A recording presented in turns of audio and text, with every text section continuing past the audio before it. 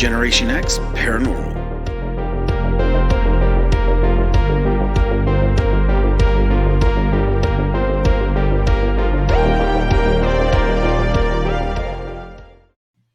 Hey everyone. Hey everybody. Welcome back. So season 2. We're trying something different. We're doing some video, which wasn't exactly the first thing we wanted to do, but we know that it helps kind of help connect with you guys. So we're happy to do it. But listen, we're going to kick this right away because we're excited. We have a special guest.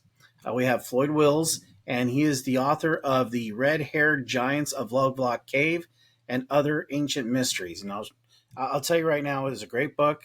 But anyway, we've got a fantastic interview coming up, so we'll catch you on the other side.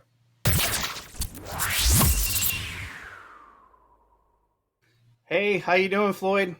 I'm doing well, thank you. Awesome. Hey, first off, thank you so much for doing the show. We're absolutely honored to have you as our premiere season 2 premiere guest. So it's pretty rarefied air for us because we really don't do video, but we've kind of started to add that to our repertoire. So again, thank you so much. Oh, I appreciate it. Thank you very much for having me on, and I appreciate you, and thank you to all your listeners for tuning in. I think we're going to have a very fun and interesting conversation on giants, and who knows, maybe the rabbit hole goes deeper, and maybe we cover other things, or we stick with giants. You never know. I've been down that rabbit hole. So just kind of kicking things off, in your book, we both have read your book, and we're gonna show it up here. Hopefully it shows there. Yeah. But we got the author of the Red-Haired Giants of Lovelock Cave and Other Ancient Mysteries. So great book, fantastic read. Thank by you. the way. Thank you. It was really nice for a guy like myself who I probably don't have as good of a reading level as I'd like to, but it was nice and easy for me to read and apprehend. So good, great book. Good. Thank you so very much. Interesting. But anyway, you mentioned support. Yeah, for sure. But you mentioned something that really resonated with me. It's In Search Of. That show. Oh, yeah. I remember very vividly, and I know you mentioned in the book, but I remember very vividly that, I would hear that in the background, and even the theremin type sound in the background. I don't know what it was with Leonard Nimoy with theremin theme songs for the shows he was in, but that theremin sound would come on and be like, I was a little freaked out. So, what a great show, right? It was a wonderful show, and of course, the late great Leonard Nimoy, such a great actor, and I loved his voice, and Yes. I just thought he was a great host for that show. And I remember just the intro to the show, and then it was back in the early '80s, and you got a lot of synthesizers going off, and it was just a fun show, on ancient civilizations and Bigfoot and paranormal stuff, and that show really got me interested from a young age into the whole realm of the paranormal and ancient civilizations, and it's just an interest that I've carried over into adulthood, and it led me to eventually writing a book on giants and other ancient mysteries. And there's a lot of other different things in there besides giants. I get into the little people. I talk about the ancient civilizations of Samaria, the Anunnaki, extraterrestrial races, the tall whites, the grays, the reptilians, the Nazca mummies. I mean, I really get into a lot of stuff. The Nazca mummies, man. Let me tell you, that right there floored me. Yeah. But maybe we'll talk about that later. We'll see. Sure. That one right there, I was like, wow, that riveted me. But so I guess that kind of leads pretty well into the first set of questions we kind of have for you. And again, just free flow. We have structure, but not entirely too much. So So what specifically about the giants? What led you to get so interested in them to write a book, to kind of start the book about them? Right. Well, from a very young age, I've always been interested in mythology and legends, and most of your ancient civilizations have stories about giants. And of course, some of the more familiar ones that many people are, have heard before are like in the Bible, David and Goliath. And there's actually a lot more mention of giants in the Bible beyond just that story. There's King Og of Bashan. He had like a 13-foot long bed, and it was framed in iron to support his girth. Yeah, and then there was the Nephilim mentioned in the Bible in Genesis 6, and it's something I read when I was young, and I didn't understand it, and I didn't look into the backstory until I became an adult, and that's Genesis 6, and I'm paraphrasing this. It said, there were giants in the earth in those days and thereafter, when the sons of God came into the daughters of men, and they bore them children, and they became mighty men, men of renown. And I thought, giants and sons of God and sons of God having sex with earthly women and giants, like what in the heck is going on? Yeah, right. And so I started researching into the backstory of that and finding more scripture to support that in the Bible of giants, but also looking into the book of Enoch and the book of Giants, which are books of the Bible that were left out, that were not in the canonized version. And those are the Dead Sea Scroll versions, right? Is that what I'm understanding? Yeah, absolutely. And those books fill in the whole backstory of the Genesis 6. And so to me, that answered a lot of questions. But, I've always been interested in mythology and legends, and giants have been one of those subjects that fascinated me. I heard a lecture by a researcher named Jim Vieira probably 7 or 8 years ago, and he does a lot of research into the giants. And I was captivated when I was watching his presentation. He presented a lot of old newspaper articles on giant skeleton discoveries, particularly focused in North America. And he was referencing all these different articles, and I thought, wow, this is some wild stuff. Like, could this really be true? So it piqued my interest, and I started going online. I thought, well, if he's pulling up these articles, like, I should be able to find them if I do a little research. So I subscribed to a number of old newspaper databases and just started collecting these articles, and they weren't very difficult to find. And before long, I literally had no pun intended, a giant file of these articles on giants. And I couldn't believe it. Going through some of these articles, giant skeletons that were, 8 feet tall, 10 feet tall. In my book, I referenced there was a alleged 25-foot tall skeleton in Nevada. Wow. And in Pennsylvania, there was another giant that was probably at least 16 feet, that allegedly, when it was found, it had a double row of teeth. And we can get into that whole subject, because in the Bible, when David and his mighty men were fighting the giants, it mentions a specific giant that had a double row of teeth and 6 fingers on each hand, which I thought very interesting. Very much so. Yeah. But this giant in Pennsylvania allegedly had armor like those found in ancient Nineveh, and it had a sword, and of course it said in the article it's going to be put on public display, and it never, I never heard any more about it. So imagine that, right? yeah. That seems to be the theme.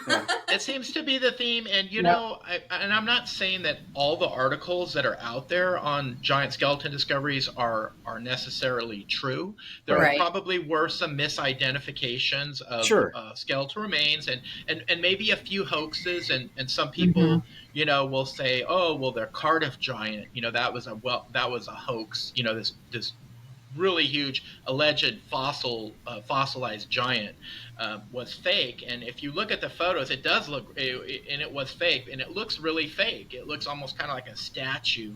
But these descriptions of these other giant skeleton discoveries were very detailed, and I found a lot of little consistencies between many of these articles, like in the skulls, like protruding brow ridges, massive jaw bones, in some cases double rows of teeth, and sometimes it would reference specifically the upper row. And I've noticed that in different articles of different discoveries found throughout North America. And we're talking a period of time here, maybe going back from the late 1800s into the 60s, perhaps. And I just started finding these little anomalies, but they were consistent in a lot of the articles, which to me, it was like, wow, this is possible. Like this is, I don't think this is a hoax. Maybe there were hoaxes, but we're talking about, periods of time before the internet, even when many people didn't have, telephones, or there was no telephone. And Right. so, it's not like an internet hoax now where someone can Photoshop some pictures Oh, and yeah. with a They're click out of a there. mouse, they can send them throughout the world. It wasn't Right. like that back then. So, Well, I find that interesting because, granted, we're a show about the paranormal. That's kind of what we do. And, mhm. And I've said this in our show several times, and I hate to call this a cryptid because to me, I don't think it's a cryptid per se. A cryptid to me would be more like, Loch Ness or something like traditional cryptid type thing. Mhm. But with that hat on, cryptozoology and these types of things are really the only part of paranormal that we've ever actually substantiated. Mhm.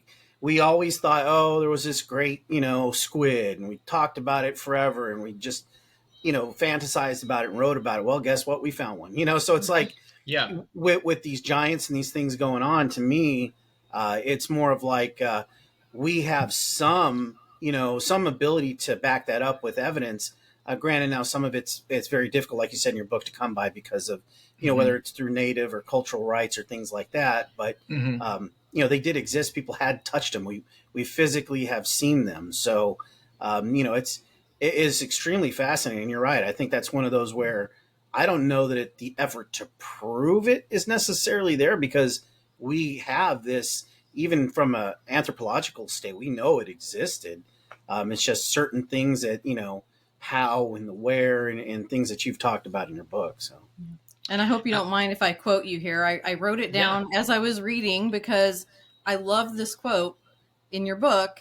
It says, "Where there is smoke, there is fire. Within every legend, there is a kernel of truth. To find that truth, one must be willing to explore the myths with an open mind instead of writing them off to the realm of fantasy." And I just absolutely love that quote from you. Thank you very much. Mm-hmm. And yes, I mean, like you had mentioned, Logan, there is evidence out there. It is hard to come by, but Mm-hmm. we do have photographs. There have been people that have claimed to have seen these giant skeletons, even discovered the giant skeletons.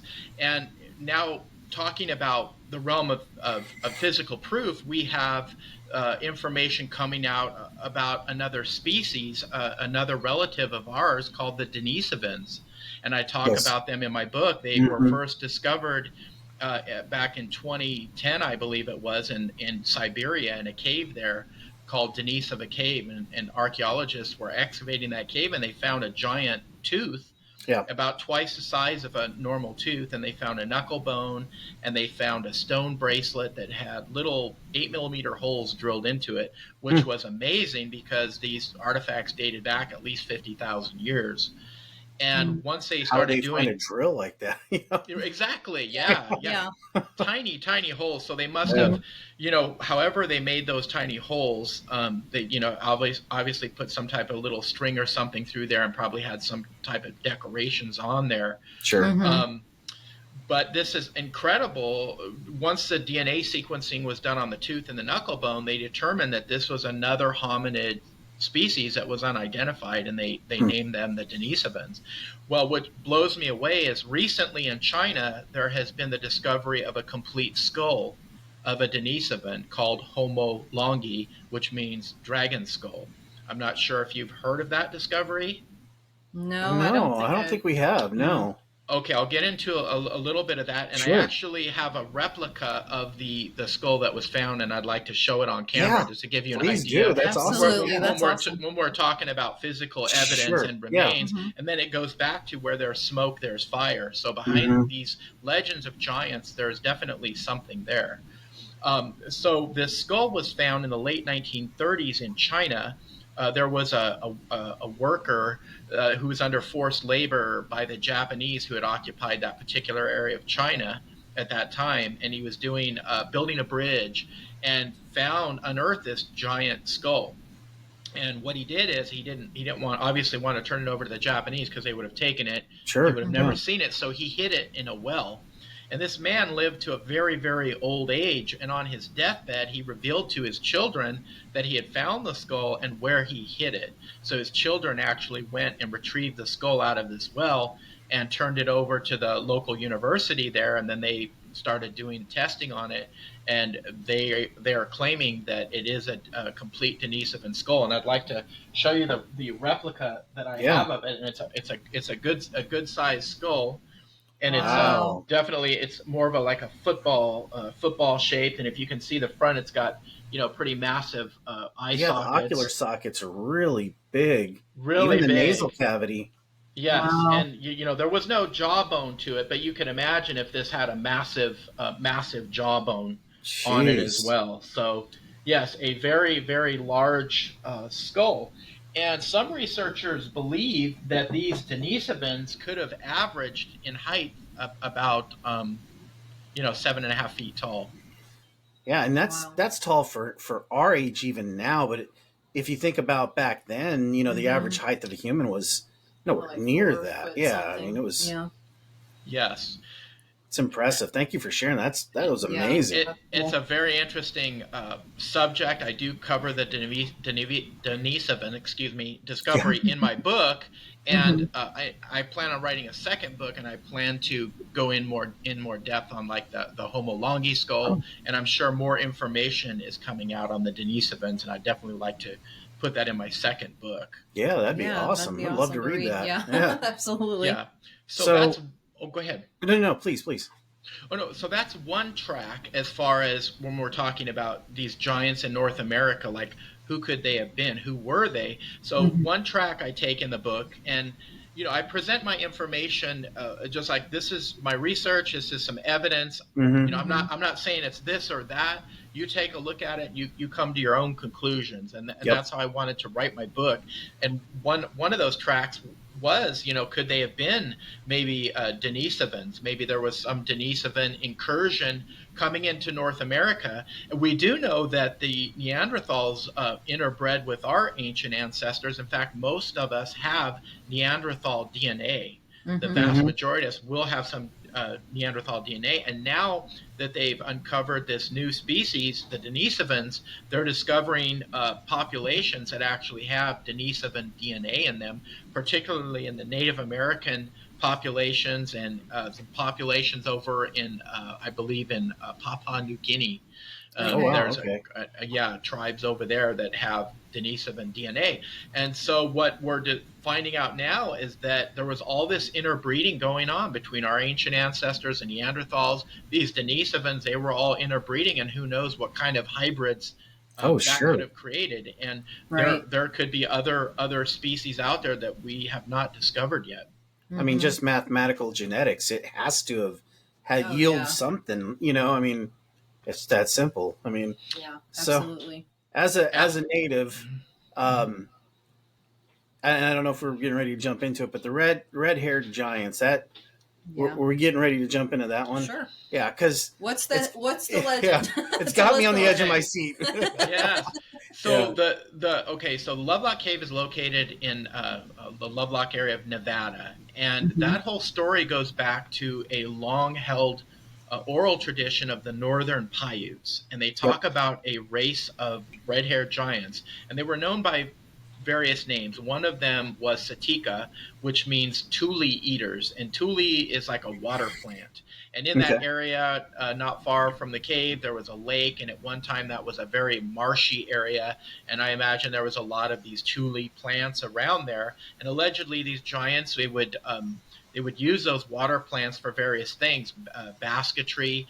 There was even a tule sandal that came out of Lovelock Cave, and it was so large, the anthropologist that I was in communication with, he sent me a picture of this tule sandal, and he actually put it on an alleged casting of a Bigfoot print. Oh, wow. And I think you've seen it in my book, that the sandal fits the width of it. Yep. And based upon the dimensions, the measurements of the sandal, I calculated out to be a shoe size of 29, which I couldn't find any foot that big on record. I mean, I can think of like Shaquille O'Neal, I think has like a 21.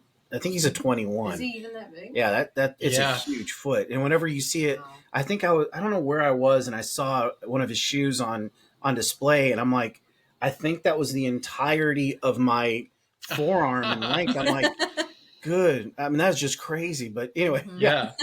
Yeah, so this Thule sandal came out of the cave, and that was one of the artifacts. But these red-haired giants, they were very violent, and they were cannibalistic, and they attacked the neighboring tribes, and they would eat their victims. And finally, the Paiutes got tired of being attacked, and they actually banded together with other local tribes, and they waged war on these giants that lasted for 3 years. And finally, the final battle culminated at Lovelock Cave, and the Paiutes cornered the red-haired giants there. They threw brush in front of the cave. They lit flaming arrows, and according to the oral traditions, the Paiutes kind of gave the giants an ultimatum. They said, why don't you stop what you're doing? Why don't you live like men? Why don't you stop what you're doing? And apparently they kind of gave them a chance, but right. there was no response back. And who knows, maybe this tribe didn't even understand what the Paiutes were saying. I don't know, as far as language wise, who knows. Sure. But they shot these flaming arrows in there, and they burnt the giants to death. And so that was the last of the red-haired giants. Now, in 1911, there were two guano miners who were mining that cave, and they uncovered some of these artifacts and skeletons. And then they called in the local university, and an excavation was done. And apparently there were thousands of artifacts that came out of the cave, and allegedly around 46 bodies that came out. Some of them very large, some of them that still had the red hair attached. Now the skeletons, they all disappeared. The artifacts, however, were distributed to a number of different museums in Carson City, Nevada, at the Nevada State Museum. They do have some of the artifacts there that came out of Lovelock Cave that you can still see, which is very interesting. There were duck decoys made out of tule, and that were beautifully done. And just a really interesting workmanship. And there is a giant pestle, one of those grinding stones that was found near Lovelock Cave.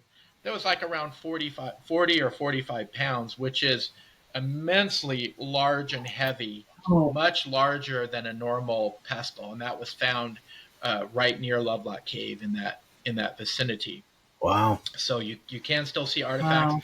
Skeletons disappeared. However, there was a small museum in Winnemucca called the Humboldt Museum, where allegedly there was a few of the skulls from Lovelock Cave ended up in the museum, but they always kept them in the basement. They would never put them on public display. And I thought that was really odd. It's like, you have these skulls, and why aren't they displayed? And so you would have to ask the curator to view the skulls, and the skulls are no longer there. They were allegedly repatriated back to the tribes. Allegedly.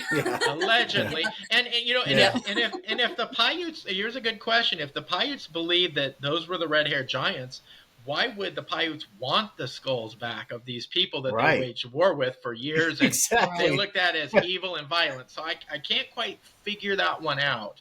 But I could imagine, vanquishing an enemy like that, that, pretty much ravaged your entire village, or however it worked out for the Paiutes, and be like, oh yeah, by the way, their skulls, we'd like to have those back now, please.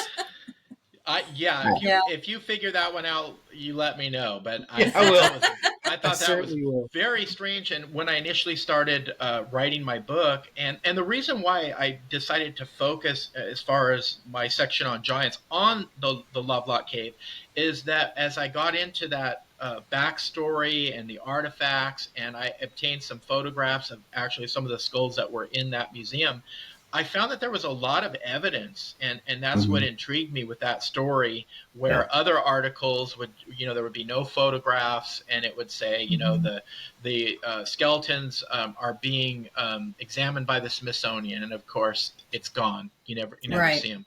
So with this story, there was, newspaper articles, there were photographs, there were, in oral tradition, they were talked about by the Paiutes. In fact, one of the chiefs in that area, Chief Winnemucca, his daughter, Sarah Winnemucca, and this was in the 1800s, she would go around lecturing and talking about the Paiute traditions. And she mentions the red-haired giants in her memoirs, and said that she had a dress, and it still has the red hair of these giants on the attached to Really? the dress. That's interesting. That's fascinating. I'd like to find that dress because if Yeah, we no can do kidding. DNA testing on the red Right. hair, well, then maybe we could. Maybe that might give us some clues. Right. Close the which book would on that one. close the Yeah. book on that one. So yeah, there's a lot of backstory with the Paiute tradition of these giants and these skulls ending up in Humboldt Museum. And before they were taken away, before they were disappeared, there was a researcher named M.K. Davis, probably 40 or 50 years ago. He went in that museum, and the curators at that time, they were much more open to talking about that subject. And there was a lady there, Pansy Lee Larson, who was a former curator, and apparently she was very helpful and knew a lot of information on the red-haired giants, and she would gladly show people these skulls. In fact, there was another researcher, Stan Nielsen, who went there decades ago, and he had brought a dental model that he got from his dentist to compare it to one of the jawbones of the skulls in that museum. And there's a picture of it in my book that shows the jawbone and this dental model. And if you look at the dental model and you look at the teeth on that massive jaw, you can see those teeth are twice as big probably as a normal tooth, which sounds interesting because then it goes back to the story of the Denisovans. When the archaeologists first found that tooth, they didn't even think it was a human tooth. They're like, is this a cave bear tooth? Because it was so much bigger. Wow. Yeah, when I have to admit, when I heard about this before, and then when I discovered your book, I wanted to read it because I had heard something a long time ago, and I actually read like a fiction book about it, about a Welsh, and you mentioned it in your book, a Welsh prince that had come to the Americas. I don't even remember the time period. Maddock was that? Maddock, yeah. And they think that they mated with the natives here, and so when I saw the giants with the red hair, I was thinking maybe that's what it was. Now, further reading, I don't think that now, but that was my first impression. I thought that would be really cool if that's where they actually came from. Yeah, and it's very fascinating. I think there's been a lot of pre-Columbian travelers here in North America. Long before Columbus, there was a gentleman back in the 70s and 80s. He was a scholar, brilliant man. His name was Barry Fell, and he wrote a couple books. One of them's called America BC, and that book really influenced me. I read that, I don't know, probably 20 years ago, and he documents a lot of evidence in North America of these pre-Columbian travels from all over. He believes the Phoenicians made it over here, the Egyptians, the Celts, just a number of different groups made it over here, and even some of the Druids of Europe made it over here. And there's these strange stone structures in different parts of North America, particularly in the eastern part. And then more of a recent researcher that's kind of carried that torch. He did a series, Scott Walter, America Unearthed. I'm not sure if you're familiar with his work. He had a series on the History Channel. I think we've actually watched some of that. Or I think I have. You watch more than I do.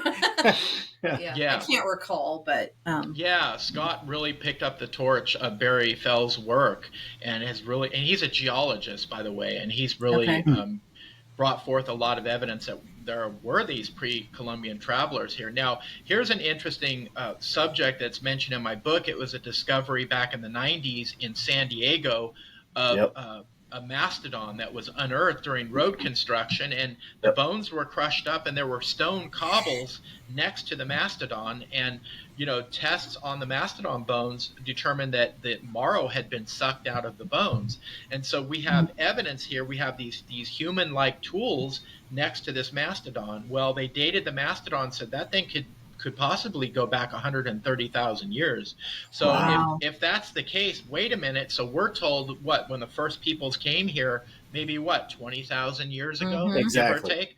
Okay, so if that's the case, then then there was some other intelligent hominid species that was in North America going back 100,000, possibly 130,000 years ago. Now the question is who were these hominids? Were they Denisovans? Were they hybrids? That came in here into North America, and could that be the reason why a lot of the Native American tribes said, when our ancestors came here, there were giants that were already here.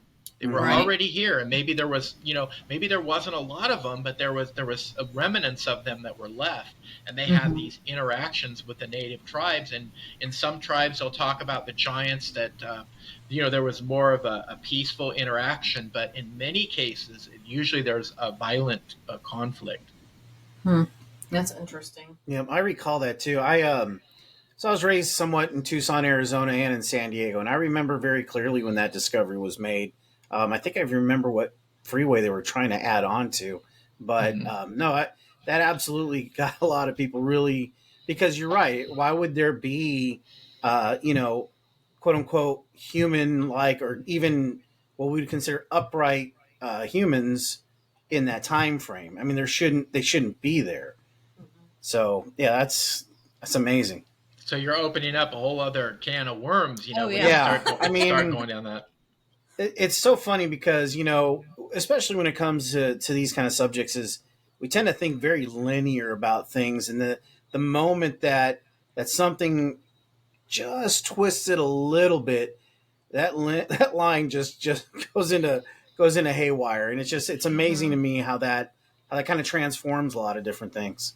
That is so true, and I talk about that in my book, and I call it knowledge filtration. And knowledge filtration is basically you have a belief or an ideology, and if that information that you're exposed to, if it falls outside of that box that you put everything in, or it doesn't fit into that box, you just kind of filter it out. It's like, it doesn't fit in with my belief or my ideology, then I'm just going to ignore it, or that artifact's got to be fake. The skeletons were misidentified. And it gets into belief systems, and belief systems are very powerful. A belief doesn't even have to be true, only that you believe it's true. Right. Exactly. And so I talk about the Smithsonian Institution being involved in that kind of skullduggery. And that goes back to when they were founded in the mid-1800s. They had a doctrine called the Powell Doctrine. There was a guy there called James Wesley Powell. He was very influential at that time. And he basically said, look, if there's any artifacts or skeletal remains found in North America, any ancient artifacts, they have to be of Native American origin. They can't come from any other advanced civilization. And that's it. That's the bottom line. And if there's something that someone claims is other than that, then it's got to be a hoax. It's got to be planted. It's got to be misidentified. So already from a very early time period, they were already developing that filter. That it's almost like, and maybe I got this term wrong, but maybe dogmatic in a way. Absolutely, perfect way to describe it. That's interesting. Very interesting. Go ahead. Sorry, good. I don't know if you're aware of it. I know you mentioned there was like so many, different places that they found bones and stuff in caves. And there is one local too where I grew up. But it's in Missouri, in Steelville. It's a tiny little town, and they found giant skeletons there like a few years ago. Yeah. And they disappeared as well. Yeah. Nobody can find them anymore. Interesting. So when I was reading this in your book, I'm like, yep, there we go. There's another one. Can you guess where they went? Does it start with an S? It sure does. Yes, it does. Yeah, they were. If I remember right, it was it was in a doctor's office for the longest time, and I think they used it maybe for whatever a doctor does with a skeleton in his office, right? This is where this bone is, and whatever have you. But I think at some point they realized this probably doesn't need to be here, so we're going to send it to the top men to take care of. Yeah. Right. Yeah. And when you say top men, it makes me think of the Indiana Jones movie where he's like, where's the Ark? After going through all that stuff. And we've got our top men. Don't worry. We've got our top men working on it. Men working on that right now. It's being crated up and then hauled off to a warehouse filled with thousands of other crates, right? Black holes to never be seen again. That's right. That's right. I did. You had some articles at the end of your book that you discussed, like at the very end. Mm-hmm. Can you talk a little bit about those? I know they're specific. The Sure. one I would love to hear about is Sure. the Paiute David, because it reminds me of the David and Goliath story Oh in the yes, Bible. Paiute David. Yeah, I found this old article and it talks about the Paiute oral tradition that there was a giant in this particular region along the Truckee River, and apparently this giant was attacking the other tribes people, and finally a brave warrior confronted this giant and snuck up behind it and shot it with an arrow. Now it wasn't just an arrow; it was a poisoned arrow. So this giant must have been pretty badass. He was Right. using Yeah, a for poison sure. arrow, snuck up, and he killed the giant. And the native people buried the giant. There was allegedly a grave in that Mm-hmm. area, and they have a reverence for it. They kept it clear of vegetation. Apparently, there was some tracks in that area, and every time a native person would go in that area, they would, if the tracks were getting overgrown, they would clear them out, which to me shows there was some kind of reverence or maybe a respect Right. because Sure. they were a fearsome warriors. Hmm. Yeah.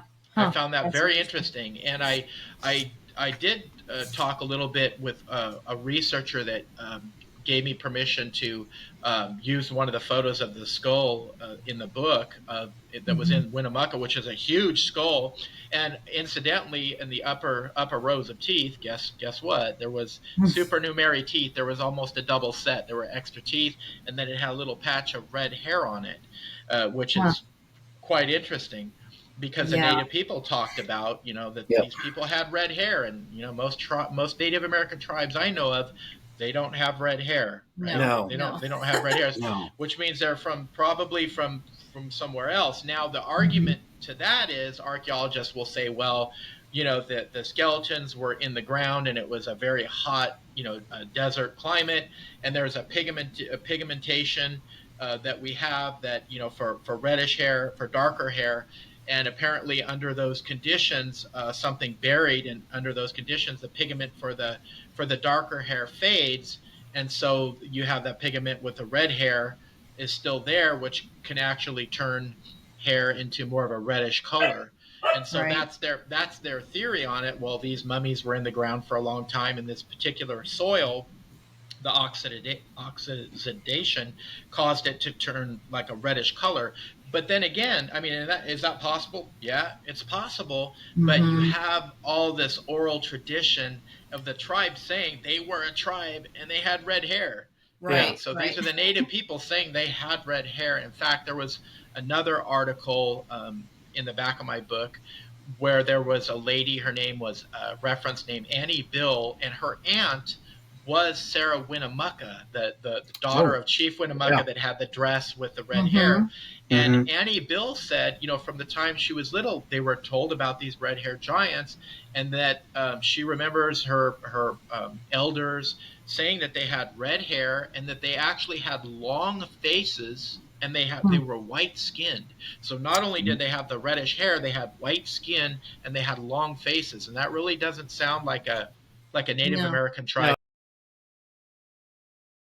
So we talked a little bit about the track of, okay, could they be some species related to us, perhaps Denisovan, or perhaps a hybrid between a Neanderthal and our ancient ancestors and Denisovans that maybe came into North America at a much earlier period of time than we would ever imagine, and maybe there were some of them here in North America, and they had some interactions with the native peoples, and that sprang forth the oral traditions that there were giants and whatnot. So the other track that I take, which I find also very intriguing, is about the Nephilim Hmm. mentioned Mm-hmm. in the Bible, and I'm not sure how familiar you are with the Nephilim, or what I your am background more is than on that. he is. Yeah. More Okay. than what I would say, your book gave me about the most I know about it. To be perfectly honest, Okay. but I know Nicole probably. Yeah. I mean, remember them being mentioned, in the Bible, but Yes. obviously you don't know a whole lot about them. You just remember little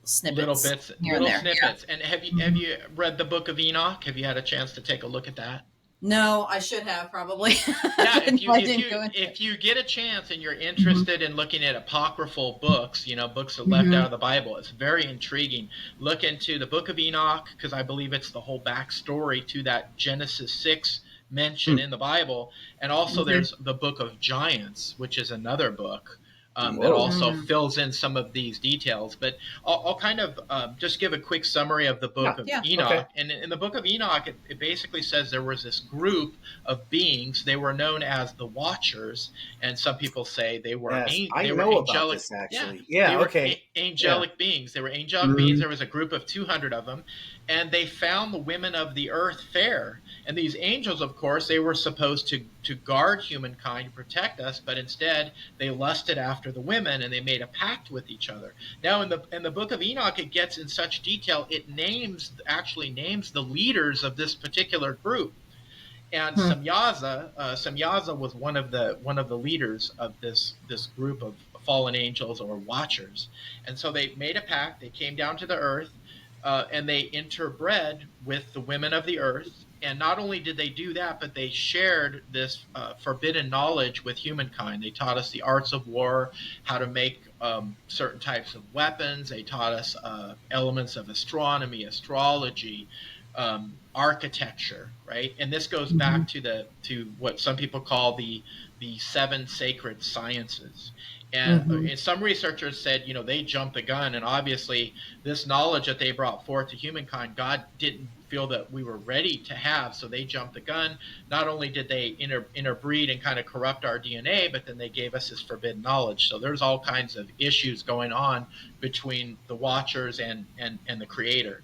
And so what happened is the women who were impregnated, they gave birth to giants, and they were known as the Nephilim. And Nephilim is a Proto-Hebrew word, a very ancient word meaning fallen ones. And the Book of Enoch talks about these giants and that how violent they were.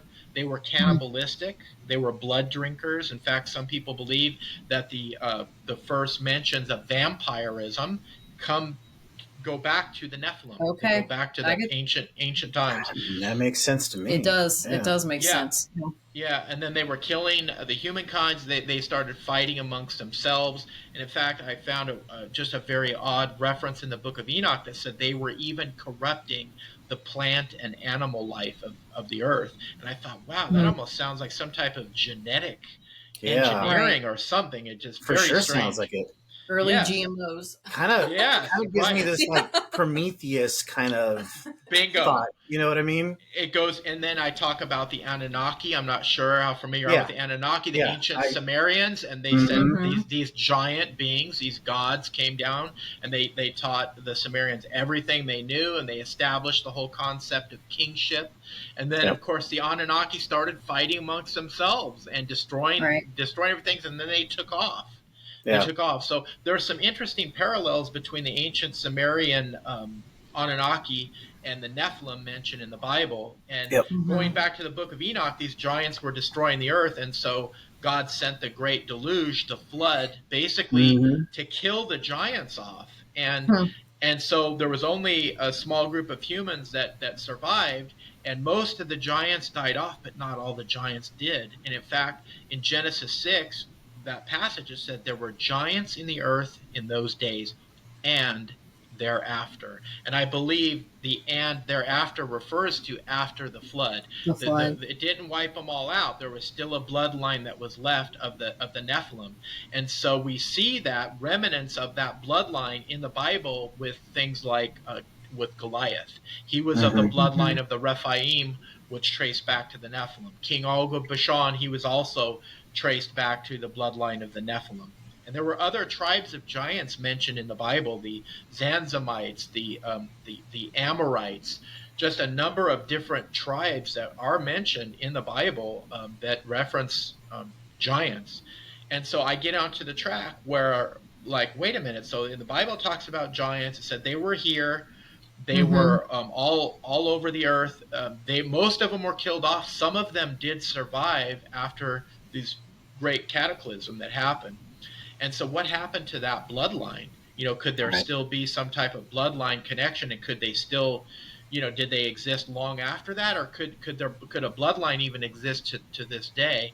And if so, if the Nephilim were on the earth, how did they end up over here in North America? How on earth, you're talking from the biblical lands, could they end up over here? And so I get into some of the work of a gentleman by the name of Fritz Zimmerman, who has some interesting theories. He's written a number of books, one of them, Nephilim in the Ohio Valley, where he presents a theory that these giants did come to North America in ancient times, that they were a tribe mentioned in the Bible known as the Amorites.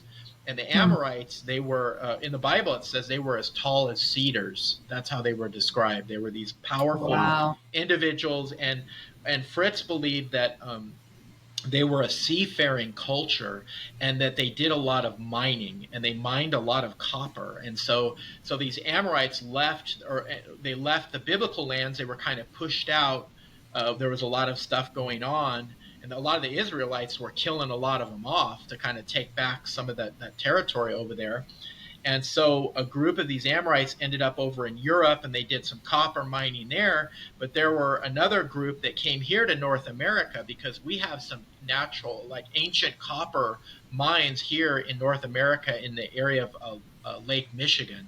There's these ancient copper mines where tons and tons and tons of copper have been mined from these mines, and geologists, they don't know where it's at. They're like, we can't believe there's so much copper that is missing over this long period of time, for probably thousands of years, and there is not much evidence. Some of the natives in that area did work a little bit with copper, but not much, and it wouldn't explain it had to have been a vast operation of probably some advanced seafaring culture that came and mined that copper and took it out. And well, why would they mine copper? Well, you combine copper and tin, and that makes bronze. And of course, armor, weapons were made of bronze. And in fact, in that particular area of Lake Michigan, there were found these copper spear points that were exactly like the same spear points that were used over in the biblical Levant at that particular period of time. The exact technology that found in North America was in the biblical Levant, and one of those items was called a socketed spear. So your more traditional spear, you'd have your metal spear point, and then you would have a tang, like a strip of metal. Right. You would split the shaft, and you would stick that tang through, and then you would use some type of binding to secure the point. Whereas a socketed spear that was found in the Lake Michigan copper mines that was used over in the biblical Levant at that same period of time, it was called the socketed spear, and it was an innovation. And I've got a replica of a Bronze Age. This is more of a European style socketed spear. Wow. So it's more like the base of it's more of a cylinder. So if your shaft of your spear broke, you could easily take another one, and you could just jam it in there and just jam it through. And probably some of them probably had some type of maybe a pin that would go through, but it would be a lot easier and quicker method with this type of design than the traditional kind that had the tang. And you would have to split the shaft and put it in, and then bind it. So we wouldn't make it very battle ready. Wouldn't make very battle ready. I would take one of these any day over one of those other types of spears, right? Yeah. And so what's interesting is that, again, you have some correlations. Like, wow, you have this advanced technology for that period of time, and this is going back several thousand years here in North America, and it's the exact same kind of technology that's used in the biblical Levant at that period of time. Wow. And so Fritz Zimmerman's theory is that they came here, they were mining copper, and some of them interacted with the native peoples. And of course, there were some wars going on. Some of it was violent, but some of these Amorites, they did interbreed with the Native American tribes. That's crazy to me. Well, yeah, I mean, I'm not surprised, really. No. But it's really cool. And I've never heard any of this research ever anywhere, never seen it anywhere. No. It's just been hidden, I think. Yeah, Well, there's a lot of ancient okay, go ahead. mysteries. Oh Yeah, no, go I ahead. was just saying there's a lot of mysteries, and when I was doing my research, it took me about 4 years, and there Mm-hmm. was so much that I had compiled. I just put a portion of it in that first book. I had to get myself to stop. I'm like, Floyd, you better just stop, Yeah, because your average person isn't going to want to pick up like a 500 or 600 page book, you know. Right, So I'm like, right. let's just shorten still it. interesting though. You know, Yeah, Yeah, it was it is. It super was hard to interesting. stop. I'm Mm-hmm. sure it Yeah. was. So Well, there's one more thing yeah. that we want to talk to you about, and Sure. he's really jazzed about it. But Okay. the lost city of the Blonde Giants in Sonora, Mexico. The Lost City of the Blonde And I'm Giants. going to Now, explain why I'm very interested in that. Yes. So, my okay. mom's side, I'm Scottish, and so I'm only half, but um, on my other side, my family actually comes from the Sierra Madres, which, if you don't know where Oh, that is Sonora, Mexico. oh, very And cool. yeah, and when we touched on that, it kind of blew me away because my grandmother, it's hard to explain, but she had some gifts that I will never understand to this day. She definitely would blow a lot of people's mind when it comes to paranormal research. But Mm. anyway, but yeah, we come from that area, Sonora, Mexico, and we're very deep entrenched with the history there. So when that came up, I was I'll be honest with you, I was pretty floored. So yeah, if you kind of talk a little bit about that, that'd be awesome. Absolutely. Well, first off, I want to ask you, so was there any legends that you had heard of, like within your family or community, about giants or anything like that?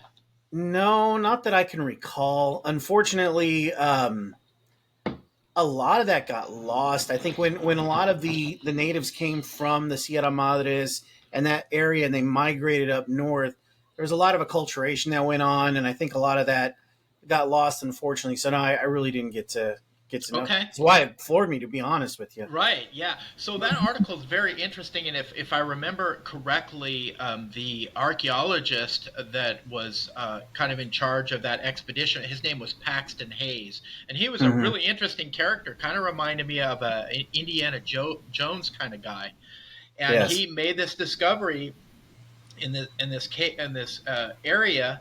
I think it was in a cave system of these tall, blonde-haired giants, and some of these things were 7 feet, 8 feet tall. And if I remember correctly, didn't it reference like some of these structures Hmm. that were almost mosque-like? They Yeah. were Yeah. mosque-like, and they had bamboo incorporated in them. Just Mm-hmm. obviously very unusual, and probably totally different from the indigenous people Yeah. in that Yeah. area. We wouldn't. I don't even know that bamboo is something. I'm sure they can grow it now, but I don't think that's something that would have been indigenous to that area. Not that I Yeah. recall. It's too up north for it to be kind of in that central equatorial area where you would think enough humidity and things like that would Hmm. would allow that to grow. But I could be wrong. Yeah, it's just the whole article. I mean, it just kind of mind blowing stuff. And I remember some of the clothing. They had these markings on there, and Yeah. Mm-hmm. Paxton believed that it was symbolic, that it represented some type of celestial events that this ancient civilization had recorded. Just very very intriguing. And in fact, I think it showed a picture of him holding up a skull, some type of a I giant think it skull. did. I'm not sure I'm if looking that's, the book. I've yeah. If got the you want book to, right here. yeah, take a peek and see if that's referencing the article. In fact, I've got my copy right here. And I let's just see see if, the article, but I don't see a picture. okay, maybe the, I think it looks like there might have been a picture at the bottom, but it's not in the book. okay, but I do have. Okay, so this is the one that I'm looking at here. Oh yeah. Oh, Okay. okay. Yeah. Yeah, and this is Paxton Hayes again, and this is another article. It says Paxton Hayes, explorer, studies the head of a giant mummy discovered in a deep cave. This is in Sonora, Mexico. Okay. So yeah, that is it for Okay. sure. Yeah, the mummified remains were of a race 7.5 feet tall and preserved in excellent condition. Corn found with the mummies has been given to scientists. So probably along with that head, and that's probably why we've never seen another picture of it other than in this old article, right? I'm sure the top men know where it is. The top men know where it's at. I'm sure they have a nice crate for it. Yep. Well, listen, Floyd, we could probably talk to you all night long. I mean, with the stuff that we read in that book, we'd love to have you back at some point if you're ever interested in coming back. Absolutely, yeah. You just reach out to me. I mean, there's a lot of other rabbit holes we can go down. Especially there's a little people. That's another fascinating subject. That's the one I'm excited about. I'm a big Lord of the Rings fan. Lord of the Rings. Like, if there's real hobbits, I would be really jazzed. there is a Flores hobbit of Indonesia mentioned in my book. So we have archaeological proof, right? And then we have Orang Pendek of Indonesia. That was kind of like the little Bigfoot, the little hobbit like Bigfoot. So yeah, absolutely. If you want to have me back on, you just reach out and love to. we could do a show on the little people. I love that subject too.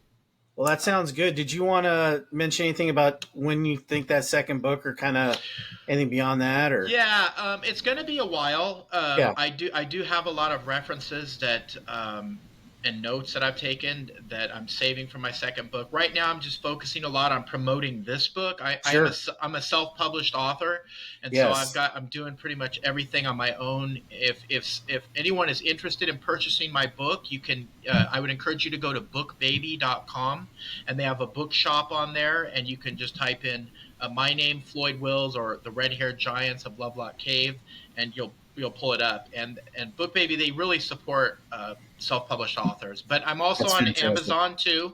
If you want to go to Amazon, the book's on Amazon and Barnes & Noble as well. I also have a website.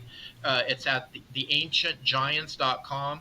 And there's a chapter breakdown on my website that gives a lot more details about what's in each chapter of my book. Also, there's more information on myself and my research, and there's some links with previous podcasts that I've done, if anyone's interested in those.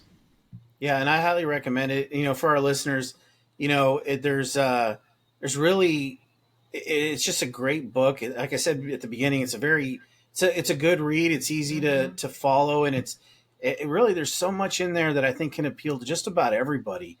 It's got. It's what I love is got some great references to, some pop culture, which is awesome. But I wanted to make it fun. I wanted to make it fun. You hit it out the park. It's absolutely fun. So, but yeah, please, listeners, please help support Floyd. It's a great book. Please go purchase it. Go to his website and get involved. This is a great topic. So. Oh yeah, absolutely. Yeah. Well, listen, we're gonna go ahead and let you have the rest of your day back, and thank you so much. And thank you. It's been a pleasure, and thank you for having me on. I appreciate it. It's been a lot of fun. Absolutely. We'll talk to you soon. Sounds good. Take care. Bye. Bye-bye.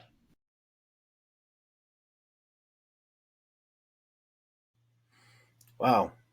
That was an amazing interview. It was.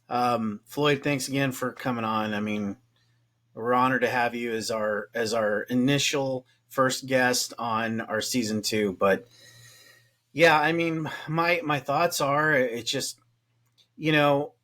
there's so much out there, and he covers so much in this book. I mean, don't take it for face value. You really should read it. But, there's so much involved. And I know some people will say, well, you don't want to get over biblical. You don't want to get over this way, or don't want to talk about, UFOs and all that. Listen, it's really the way Floyd presents it is, here's the evidence. Here's what I've got. You make your own assumption on it. And that's really what we do here at Generation X Paranormal too. So it was definitely well researched, and you got to take these ancient texts into consideration. I mean, the Bible, yes, it's part of a religion, but it's also an ancient text of what happened. So you got to also look at that, as well as maybe possible evidence that these things existed, across every country. There's been, the Buddhists wrote stuff, and that's all these separate religions, but you got to look at them, because there could be some valuable information in there. Right. And that's what he did. And it mentions way more than we actually talked about. Yes. In this interview, we there's no way we could have fit it all. No, I mean, it was already, you guys know, it was about an hour already, and bless his heart, he's great, to sit there that long, but we could have gone for another 2-3 hours. There's just so much involved. But it's really going to come down to what you guys think, what you feel. I think any good piece of literature elicits a reaction from someone, whether good, bad, or indifferent. But I found it to be a great book.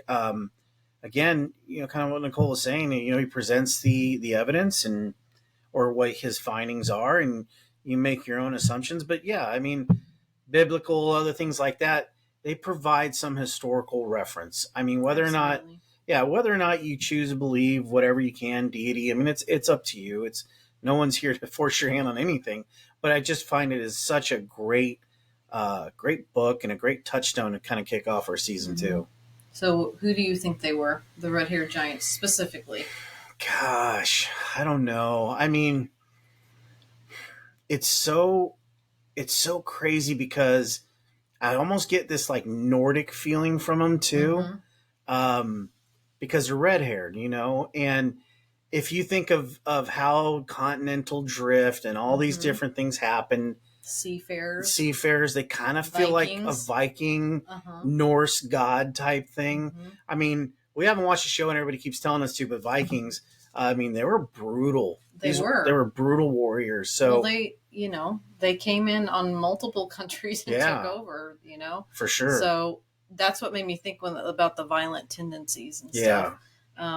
I don't know about the blood stuff, but even some of the druids and the pagan, belief systems came from that type of stuff, and they did blood sacrifices and all those types of things. So could it be, a version, like a very ancient version of that? Sure. One thing that we didn't really talk about, I mean, he mentioned it a little bit, but that they taught astrology, constellations, knowledge of the clouds, signs of the earth, signs of the sun, course of the moon. Yeah. All that stuff is very druid. Yes, it is. So it makes me think that there is some relation there. Sure. With the light, because he said the one had light skin, light the blonde hair, red hair. Yeah. I mean, there's probably a mixture of different things, of course.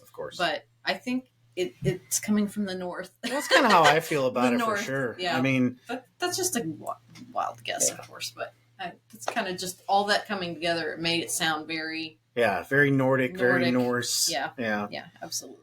Well, listen, guys, we're excited about this new season. We've got a lot planned. We've already got kind of what we're doing for the next few episodes coming up. Stick around. There's some really great stuff. And let us know in the comments below what you think about the video portion of this. It does help us give us a good amount of feedback on where to go forward with it. We thought we'd bring along our special other guest. I think someday we need to come up with a name for this, right? I don't know. Anyway, maybe that'll be something you guys can do. But anyway, hey, thanks a lot, guys, and we'll see you next week. Bye.